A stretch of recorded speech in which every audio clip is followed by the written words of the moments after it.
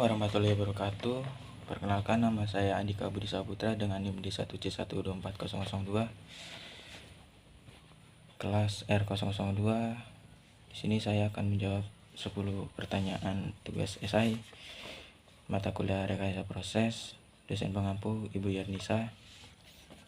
Soal yang pertama, analisis reaksi dari 6 topik reaksi yang telah dipresentasikan: hidrogenasi,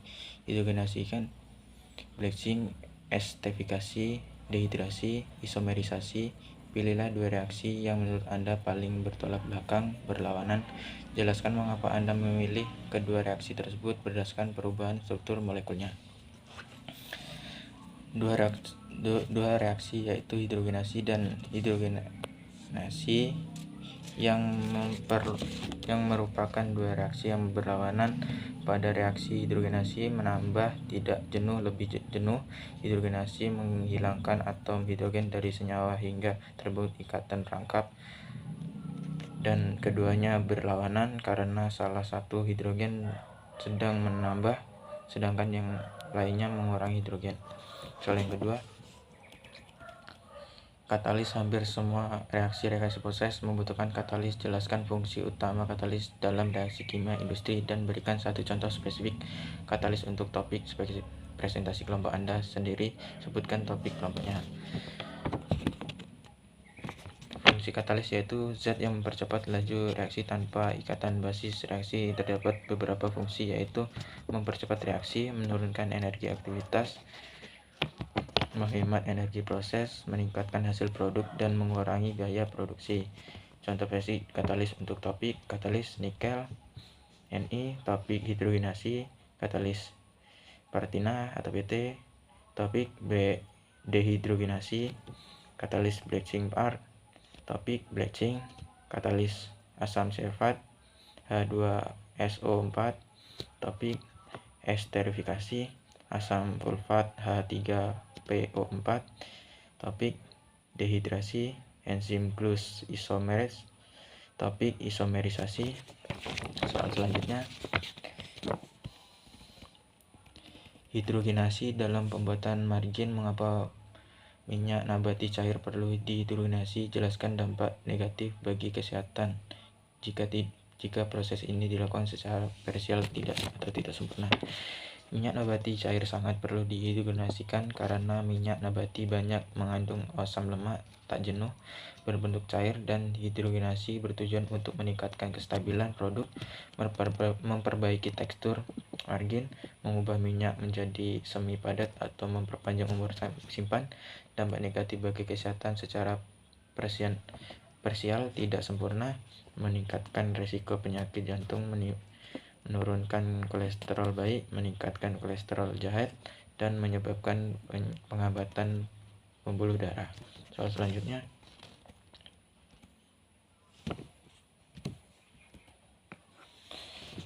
dehidrogenasi. Jelaskan perbedaan berdasar antara dehidrogenasi reaksi kimia dengan dehidrogenasi enzim. Berikan masing-masing 1 contoh penerapan dalam industri pangan. Dehidrogenasi suatu reaksi kimia yang menyebabkan atom hidrogen dari suatu senyawa sehingga terbentuk senyawa baru.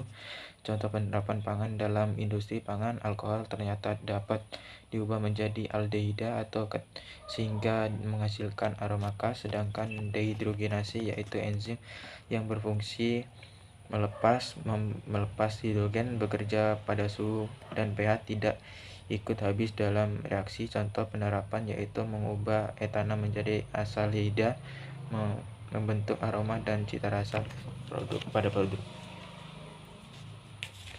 Selanjutnya, bleaching pada pemurnian minyak sawit mentah atau CPO. Proses bleaching bertujuan menghilangkan pigmen. Jelaskan mekanisme kerja bleaching R dalam mengikat pigmen tersebut. Apakah reaksi kimia atau adsorpsi?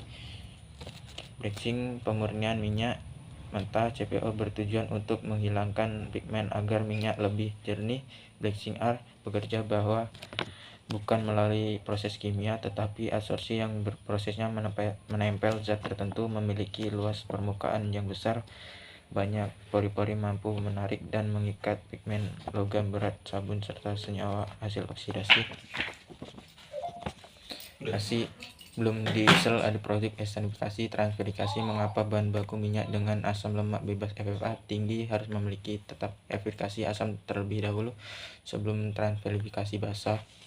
Karena bahan baku yang memiliki kadar asam lemak bebas FFA tinggi harus melalui tahap verifikasi asam sebelum melakukan tralifikasi.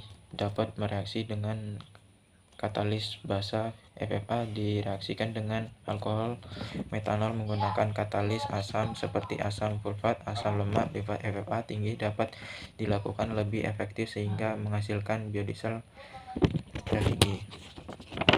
Selanjutnya, dehidrasi. Reaksi dehidrasi alkohol menghasilkan alkena, namun pengolahan pangan. Istilah dehidrasi sering merujuk pada pengeringan. Jelaskan perbedaan kedua konsep ini agar tidak terjadi kesalahpahaman.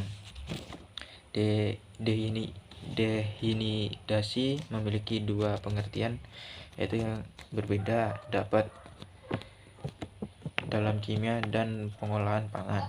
Kimia, reaksi menghilangkan molekul air dari senyawa sehingga menghasilkan senyawa baru. Dalam pengolahan pangan, pengarahan atau penghilangan air dari bahan pangan melalui proses pengeringan. Jadi perbedaan utama bahwa dehidrasi kimia mengubah struktur molekul, sedangkan dehidrasi dalam pangan hanya mengurangi kandungan air tanpa mengubah strukturnya. Soal selanjutnya, isomerisasi sirup fruktosa tinggi HFCS sehingga manis daripada gula glukosa. Bisa dijelaskan peran reaksi isomerisasi isimetik dalam mengubah sifat kemanisan tersebut tanpa mengubah rumus molekulnya. Isomerisasi sirup fruktosa tinggi HFCS memiliki rasa yang lebih manis dibandingkan glukosa. Diubah menjadi fruktosa menggunakan enzim glukosa isomeriosa. Setelah sebagian glukosa diubah menjadi fruktosa, sirup yang dihasilkan menjadi lebih manis meskipun atau penyusunannya tetap sama. Peran reaksi isomerisasi enzimatik mengubah susunan struktur molekul glukosa menjadi fruktosa. Tahap pengubahnya sehingga molekul tingkat kemanisannya produksi. Kondisi operasi pilih atau topik reaksi. Sebutkan 3 faktor operasi, misal suhu, tekanan, pH, waktu.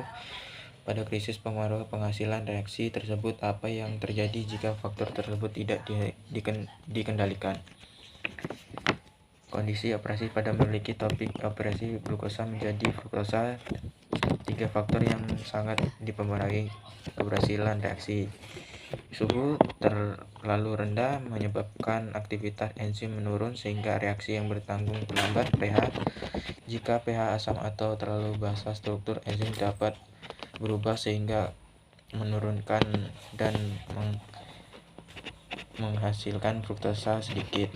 Waktu yang terlalu singkat menyebabkan konversi glukosa menjadi fruktosa tidak maksimal.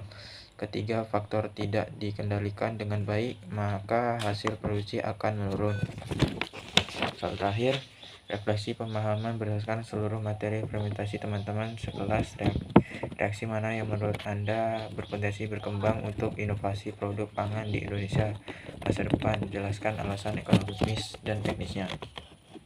Menurut saya, reaksi yang paling berpotensi berkembang inovasi untuk produk pangan di Indonesia untuk masa depan, isomerisasi.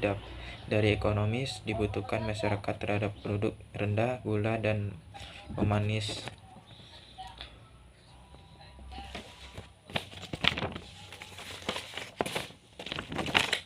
Meningkatkan di Indonesia, dan di Indonesia memiliki sumber padi yang melimpah seperti jagung, singkong, dan lain-lainnya.